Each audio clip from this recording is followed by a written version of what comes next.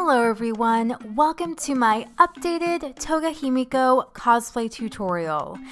Again, but this time it's just the wig. When cosplaying my boyfriend's waifu, I feel compelled to be the best toga that I possibly can be. And when I'm not completely satisfied with something, I feel even more motivated to improve, not just for the sake of developing my craft, but what better way to express my love. I used Cosplay Wig's light blonde pigtail base in the color KA006. This is my second wig from them and I'm really happy with it. I would highly recommend getting their standard color ring though, because it's hard to tell what things really look like based off the website, especially with the blonde shades, so having it will make things a lot easier. You can also order this wig with pre-cut bangs, which I totally forgot I did, or you can keep them long to style yourself. To cut the side pieces that frame the face, I separated the longer top section of hair using the shorter bottom section as a guide,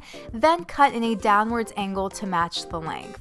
Ignore how I initially kept the sides a bit longer. I forgot what I was doing and was afraid of cutting off too much. Then I straightened the hair and used a razor comb to help blend everything together. To stub the pigtails, I started by carefully trimming the excess elastic, then used several layers of masking tape to secure the base. Since masking tape sticks to itself, I tightly wrapped each piece around, sandwiched the ends, then carefully trimmed the excess. I then grabbed small sections of hair and cut them about a 1/4 inch away from the base. You'll notice that I'm holding the hair and not letting it fall loosely to the ground. There is a reason for that, so be sure to lay them down gently on a flat surface to use for later. You can then clean up the stub to the best of your ability, but don't worry too much about it since it won't come out perfect anyways. This form of stubbing may not be the most secure compared to the traditional hot glue method,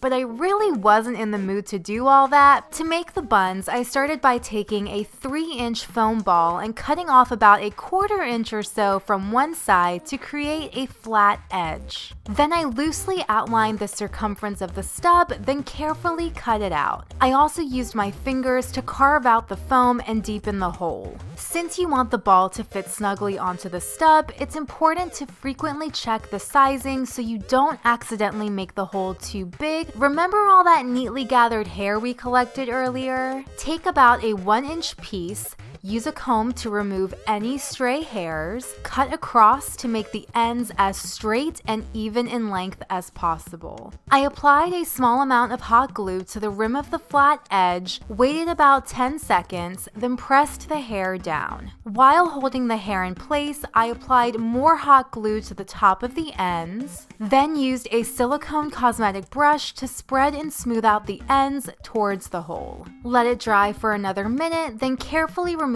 any stray hairs with a comb. Pull the hair around the ball to the opposite side, apply hot glue to the edge of the flat side, then press and hold the hair into place. Again, apply more hot glue to the top, then carefully spread and smooth, but this time keeping it contained to the outer edge area. Once that dries, I applied a bit of hot glue to the side of the piece, then carefully maneuvered the hair into place, using more hot glue on top to create those signature spiky bits. Trim away any stray hairs, spray with a strong holding hairspray, then let dry. Repeat this entire process until the foam is covered. Now, hot glue is hot.